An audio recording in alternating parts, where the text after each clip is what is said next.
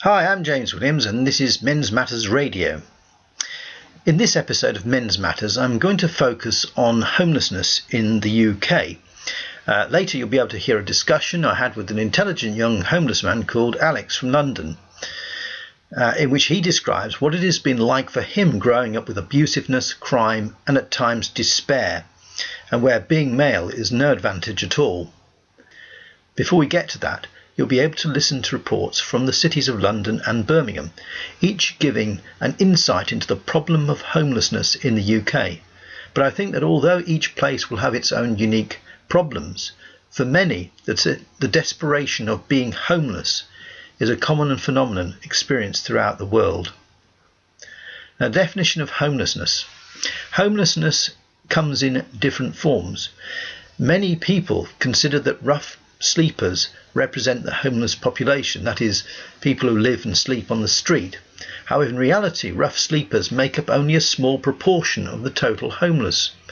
Homeless people can also be those in bed and breakfast or other temporary accommodation, or the almost invisible sofa surfers. That's those who stay with relatives and friends. Now, I have found from my own inquiries that it's usually teenage boys are the ones who suffer this kind of homelessness. Broadly, someone is statutorily homeless if they do not have accommodation that they have a legal right to occupy. Now, you can be considered statutorily homeless if you have accommodation available, but it would not be reasonable to continue to occupy it due to overcrowding, the poor condition of the property, or because of domestic violence or other threats to personal safety. High housing costs and the lack of affordable housing are significant in my home city of Portsmouth.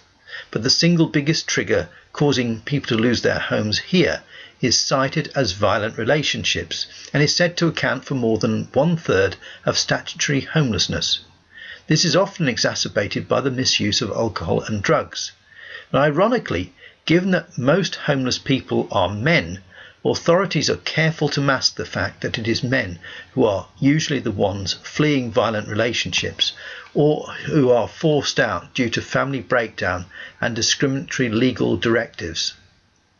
Now, according to the London-based Broadway charity, their Street to Home report 2012-13 found that about 6,500 people were seen sleeping rough in 2012-13. Now, of those, predominantly they were male, 88% compared to 12% female. 1 in 10 was under 25.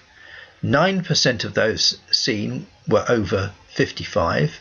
18% left their last settled accommodation because of relationship breakdown.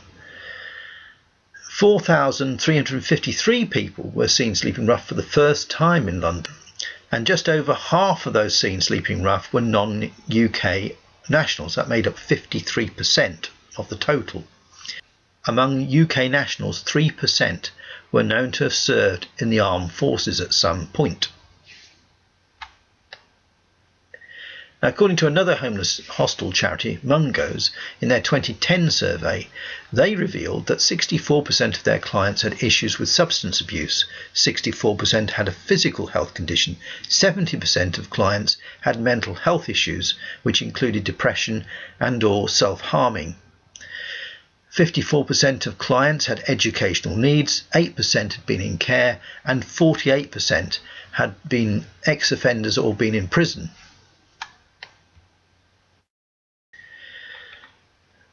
Amongst children, often referred to as runaways, there are a variety of reasons why they find themselves homeless. Sometimes they've been kicked out. Sometimes there's been experiences of sexual abuse, violence. There's been alcohol and drug abuse within the home. They've been neglected. There's crime going on. They've been bullied at school, or someone has died or been forced to move away due to divorce, and that can be very distressing to children. Right, now we're going to go to the reports. We'll start off with the London report first and then move to Birmingham.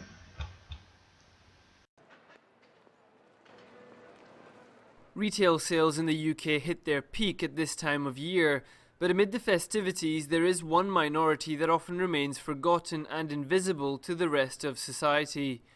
George is in his 30s. A decade ago he volunteered as an aid worker in southern Africa, but he later lost his job and his home.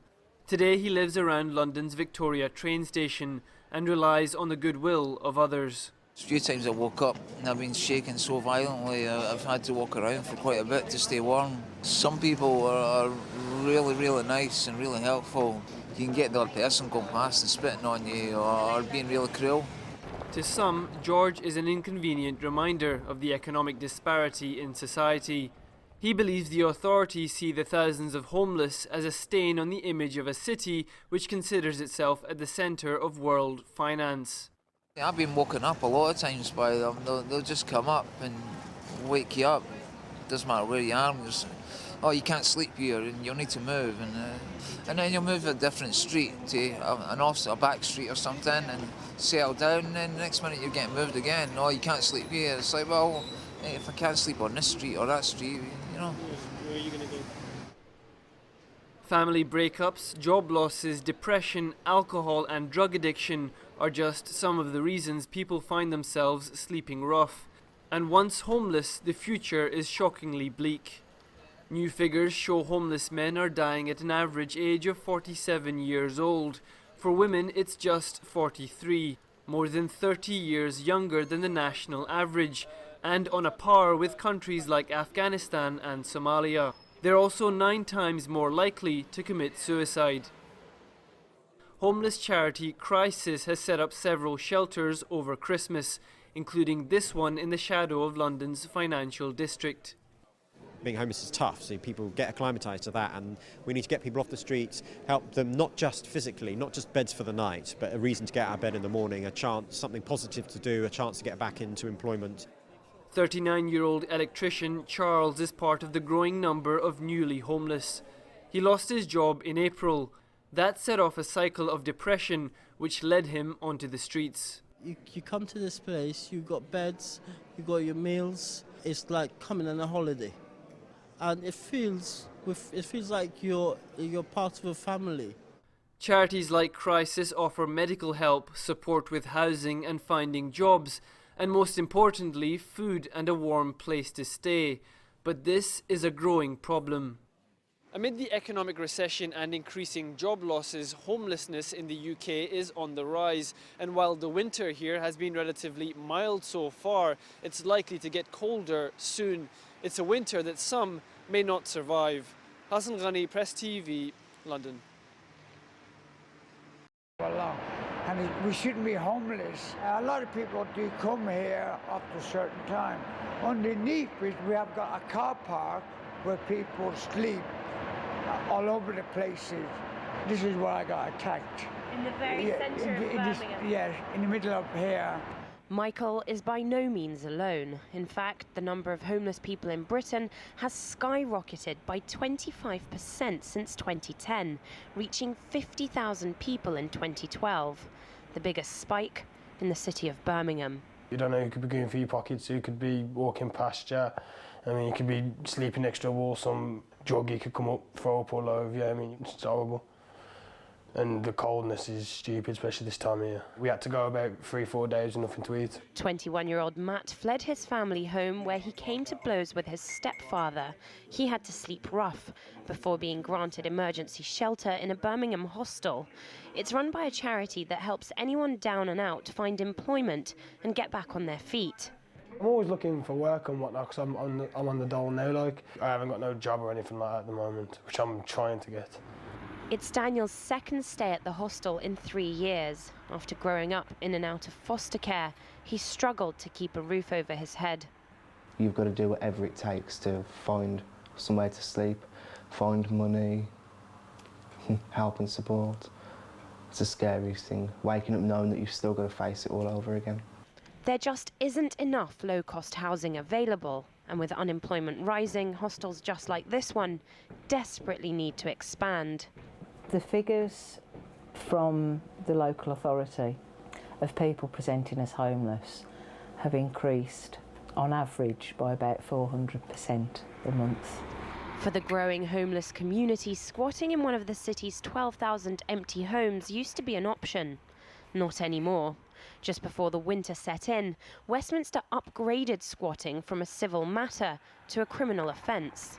Predictions that it would translate to more rough sleepers on the streets came true. There are a lot of deprived areas in Birmingham. There are a lot of people that don't have work in Birmingham, and I suppose with it being such, at one time, an industrialised centre, there are working class families, but those jobs just don't exist anymore, so I suppose that the poverty is just sort of breeding further poverty. And there is a big mix of people in Birmingham. The population's expanding, the housing stock isn't. You know, it's reached that point where it's just spilling over and can't cope anymore. And with more government budget cuts kicking in after April, many more Britons are predicted to slip through the net as the housing crisis escalates.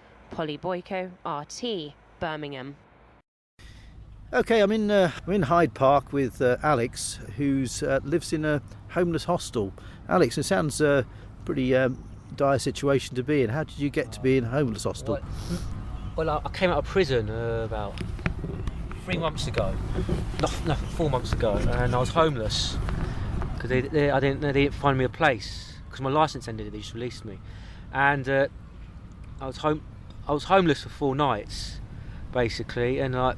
When you say homeless, were you like on the streets homeless? I was on the streets for completely homeless on the streets for 2 nights, and for 2 of those nights I was staying with a friend at a hostel, but I couldn't stay overnight. Yeah. I was sleeping during the day. You had to kick me out at night, or you'd get kicked out as well. Yeah.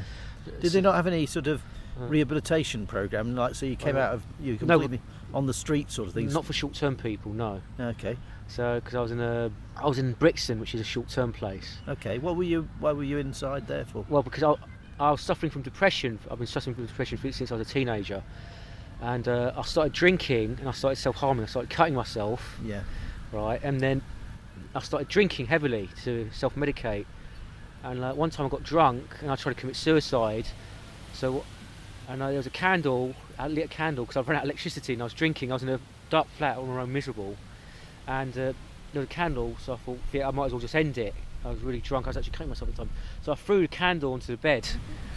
But the thing is, I sobered up with the fire. Well, the bed. Where was the bed? It's in my room. It's in my room. Yeah. So I was trying to burn myself. Yeah. So basically, they arrested you for arson, basically. Right? Yes, and I got 4 years for that. Anyway, I got released on licence 2 years later, and I was for a year. I was doing well. I was in a probation hostel. Then I moved to a homeless shelter because my probation officer couldn't find me another hostel, so he put me in a homeless shelter. It was a place called the Coningham's in Coningham's Road, and there was a lot of druggies there. There's a lot of homeless people. There's some decent people there, but it was mixed sex. Yeah. Okay, and this is where it gets interesting from my point of view. There was a couple of females there, and one of them was a heroin addict, and she was a junkie. Well, one night, one of the females, she was coming out wailing, and I couldn't sleep at night because she was wailing. She was making noise. So I just went to her. Look, can you please keep quiet? Basically. Was that the effect of the drugs on her, was it? No, this one wasn't on drugs. But the heroin addict defended her. Yeah. She got in my face. She was waving her finger in my face. She was shouting abuse at me. How dare you? Yeah. And I was actually quite intimidated, so I was backing off. But she was like waving her finger in my face, getting up close to my face. So basically, I shouted back at her. The person watching this, remember staff watching this, because there's all staff there 24 hours. He didn't do anything when she was shouting abuse at me, but when I shouted back at her, he intervened and stopped it and says, yeah, let's calm this down. Next thing I know, the next day I got a warning from him. If you get 3 warnings, you get kicked out. You got to bear in mind, I'm under licence. Yeah. Basically, if I get kicked out of the hostel, I'm going back to prison. Right. And what was happening afterwards, I got another warning from messy rooms. Basically, even though my room wasn't messy at all, I was actually getting members of staff to look at it and says, "Is this room messy enough to get a warning?" And he said no, but I was still getting the warnings. And I figured out what was happening because the member of staff who saw me argue with a woman, he had it out for me basically because I swore at her. So what I did, I confronted him, and I said, "Look, I'm feeling like you're victimising me. Can you please leave me alone?" Basically, and we got into a bit of an argument. I said, "Look, I didn't swear or anything. I just said, look, you're out of order. You're being a bully. Can you just leave me alone?" Basically, and he said to me, "You've got an attitude problem. I think you need another warning." And this was my 3rd and final warning. Yeah. So there's an appeals process. You get kicked out in 28 days if you fail it. But I lost my temper, so I clenched my fist at him.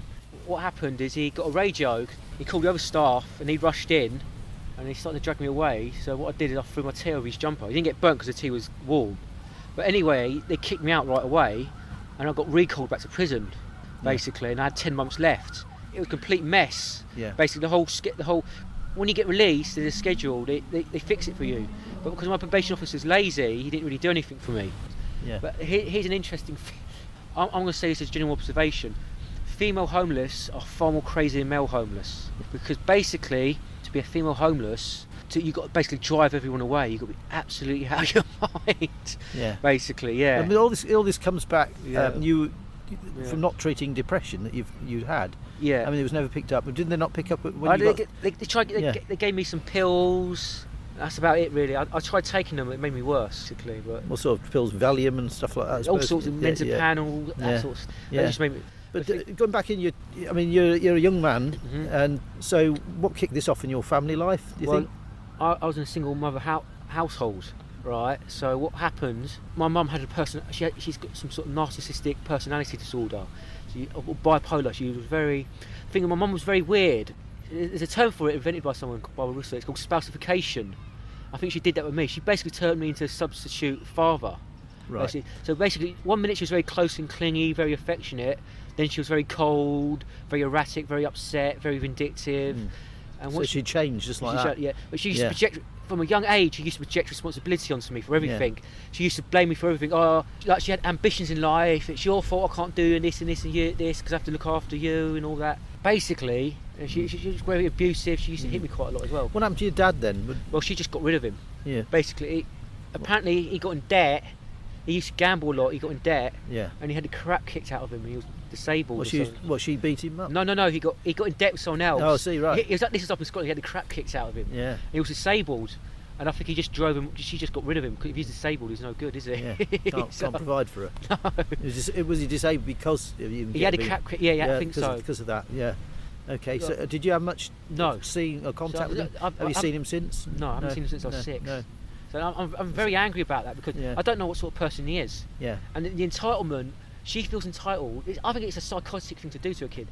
Basically, it should be up to me whether I wanted a relationship with him or not. Yeah. Basically, as far as I'm concerned. But she blanked him from you. Yeah, she was. Yeah. She just moved to London. I mean, that's an awful upbringing in that respect. I mean, it must have made you distrust women to some extent. Not really. No. I didn't distrust women because of that. No. Yeah. It takes a. What happened I'll tell you, when I was 9, my mum first phoned the police on me. I think I called her a bitch. Yeah. Basically, I swore at her. I called her a bitch. So she phoned the police and got me taken into care. And she did it again when I was 10. And this is very interesting because basically a lot of I'm not sure, cultural Marxist, politically correct left. I'll say identity politics type people. Right? They've got this idea of oppression, a very simplistic view. So they're saying if you're white and you're male, you've got privilege, and basically a black person or a woman can't oppress you. But I'm going to tell you, the second time I went into a children's home, the staff were abusive. In what way? I'll tell you this black woman, and she restrained me, right? And I was 10 at the time. She was a massive black woman. And what she did, she made me scratch my own face up. She grabbed my hand and forced your hand onto your own face? Yes, made me scratch my own face up. And because my mum was hot and cold, she used to throw me in care, take me out again, throw me in again. She was very erratic. And she came to visit and she saw my face scratched up. So she phoned the police. But the police didn't do nothing. So, to me, in the past, if a poor black person got the crap kicked out of him by a bunch of white people, a lot of the time the police wouldn't do nothing because they didn't care. Because he was oppressed, he was disposable. But the fact that a 10-year-old kid can get their face scratched up and nothing is done, they don't care. I'm disposable. I'm nothing to them, basically. And the thing is, I'm saying because oppression, abuse, prejudice, hate, it's universal. And to say one set of humanity, because of history and because of the colour of their skin, can't oppress another group is absolute nonsense, basically, because prejudice, all humans are capable of it. Oh yes. So it's a patronising form of racism with these political correct do-gooders. It's nonsense. Have you, yourself, have you come across people, men, women, whatever, that you've found you can regard as someone who you can rely on, or a friend or something like that? I've had some female friends, but they tend to be more tomboyish. I've never known. The thing is, all my reliable friends are male. Yeah. Basically, when I was home, I'll tell you what, if it wasn't for my male friends, I would have been properly homeless. Yeah. I would have killed myself because I wouldn't have prepared to have been homeless on the street. I wouldn't have done that. So it wouldn't have been done out of despair. It would have been a rational, cold decision. Basically, I would have went right. screw this, because I don't know how difficult it is, because being homeless is. I can see why homeless people are insane. Because basically, you just feel so powerless. You feel so open. You still feel so vulnerable. Horrible. Yeah. But you know, when you actually those nights when you were actually on the streets, was that what time of the year was that? Was it rough weather or something? It was about March, but it was a very cold March. Was it? Yeah.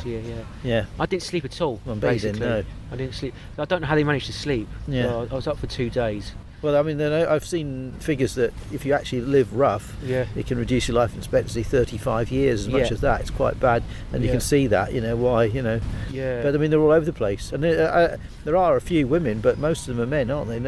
Over 90% of men. Yeah. Well, if I eat at a homeless at this church, give out free food to the homeless. Yeah. Basically, and 95% of the people there are men. And they're in a state, they're very rough, because when men fall, when they've got no status, they fall very hard. Have you heard a book? It's called a book called Down and Out in Paris and London, by George Orwell. Oh, George Orwell, yeah, that's right. He pretends to be, he sort of falls into poverty in Paris, then he goes to London, and he's sort of forced to become homeless. He lives with them for a while.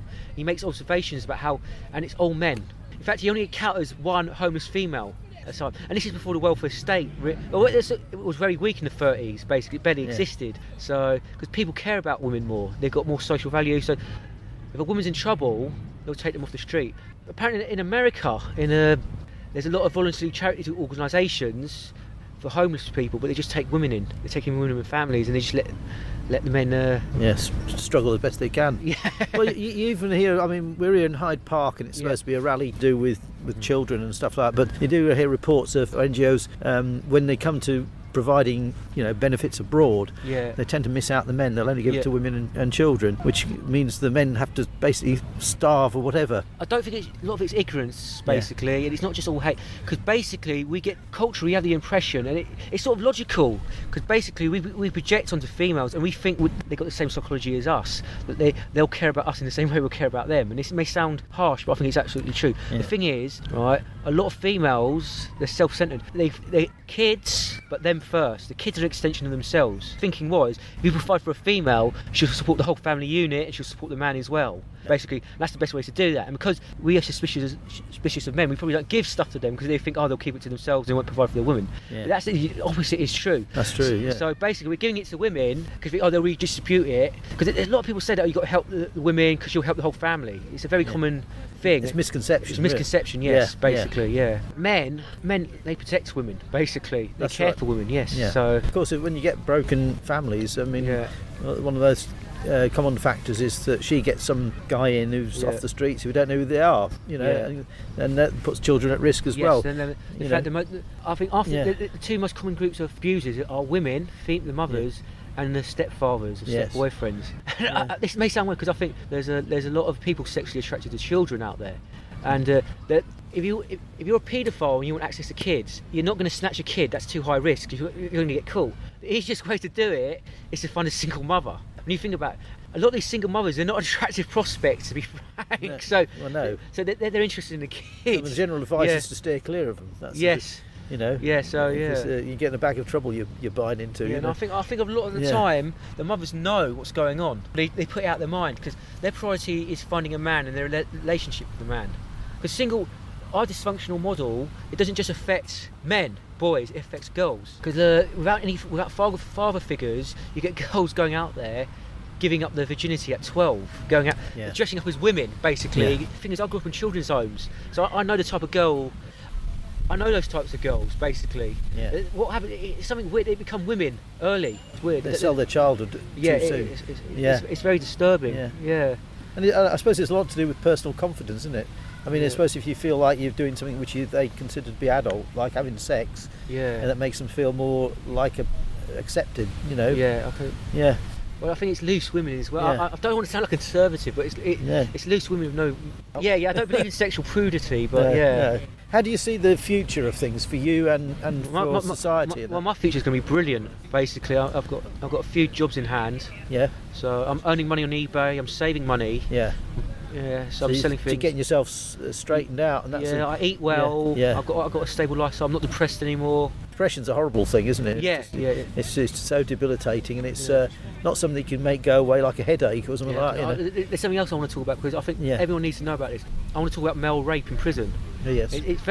Thankfully, it's very rare in British prisons compared to American prisons, but it still happens. Yes. Because I know a victim, right? And this victim, he was a young man in his 20s, and he was mentally ill. I think he had a mental age of about 12. I think he was very. Well, he shouldn't have been in prison, should he? Really? No, he did a crime. What he did, this grandmother got killed. It was two of them that did it, but he was the one that drove the car. Basically, he was waiting outside in car when it happened, and he got done under joint enterprise, and he got like 12 years. And what I reckon happened, he's not very smart. He's harmless, except that you can manipulate him. If I was a manipulative person, I could have got him to attack people or do it, anything I wanted. He can be my lackey. So the worst thing you can meet is a psychopath. Yeah, he would use him. Yeah, he would use him. Yeah. But what happened? He was bisexual as well. He was very frank about it. He told me he was raped after I met him outside after prison. He told me what happened after. He didn't tell me in prison, basically. But even after it happened to him, he was still telling people he was bisexual. He had no self-control, and like all the gays in prison keep their mouths shut. So anyway, what happened? He got gang raped in one of the prisons. Then the attackers only got an extra year. He had a mental age of 12. He was put in one of the roughest prisons in England. So it's neglected by the state. Yeah. Do you think that actually vulnerable prisoners like that and young prisoners not well protected in prison? They're not protected at all, because they're disposable. They're like trash. If you put someone, personally think he was not criminally responsible, because he wasn't. No. And the thing is, the state got him raped, as far as I'm concerned, because he put him in a situation.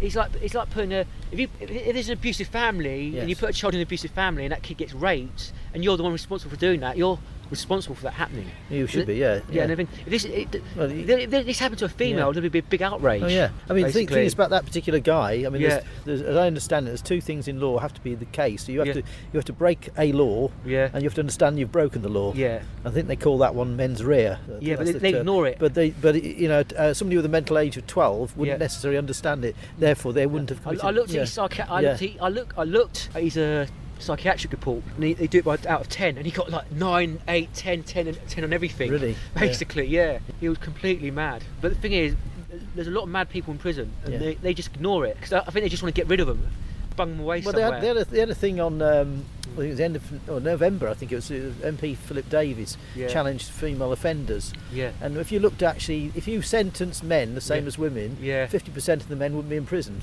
Yeah, that's about right. Because they get set lower sentences for everything. Yeah, even the same crimes and that. Well, women can kill babies, and it's rationalised as postnatal depression, which is bizarre. Because the thing is, mental health is subjective. What a label is a lot of the time. A lot of them are just invented. Basically, it's subjective. So to me, postnatal depression is a subjective thing. It's a rationalisation, because we don't want to see women as evil. Because a lot of the time, they use, she's vulnerable, she's distressed, and all that. So if a man killed a baby, do you think they'll go, he's vulnerable, he's distressed? No, he'll be the biggest monster in the world. Like when two 10-year-old boys kill a 2-year-old, they don't go about how vulnerable they are. No. You get lynch mobs wanting to kill them. Yeah, basically. Absolutely. And there's a terrible case in I don't know if you saw it in Bolivia. Yeah. And it's just this 17-year-old they thought may have raped and killed this woman. Yeah. And they tied him up. And buried him alive. Yeah. And without a trial, didn't know it was him. They just would think he was the one.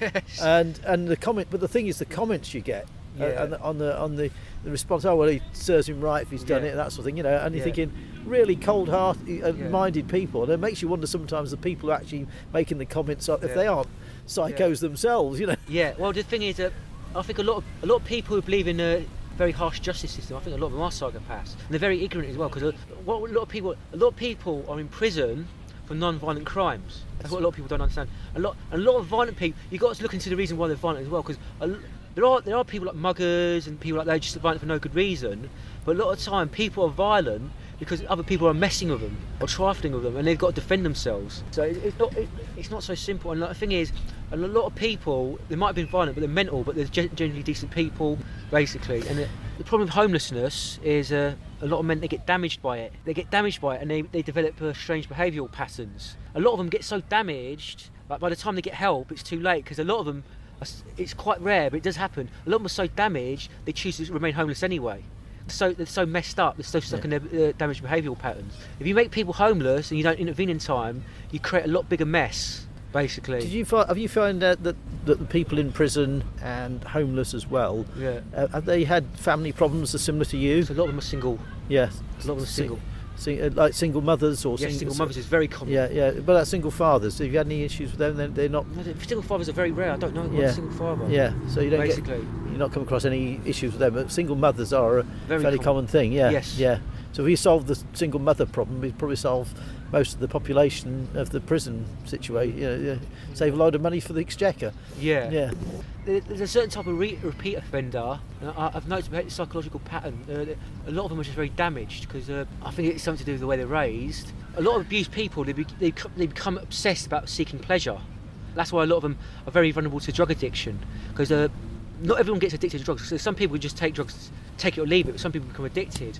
And a lot of abused, damaged people, they take drugs to escape, and they become addicted to it, they become obsessed, and they become so obsessed, the urge to take drugs becomes so strong, they've got no self-control. And these people, the only way you could be able to control them is just give them drugs for free. Well, you're not the first person to have said that. Yes, because there's certain types, I just know they're just going to be back in prison, basically, the way they act. You've been listening to Men's Matters Radio. I'm James Williams, and thank you very much for listening. Until next time, take care.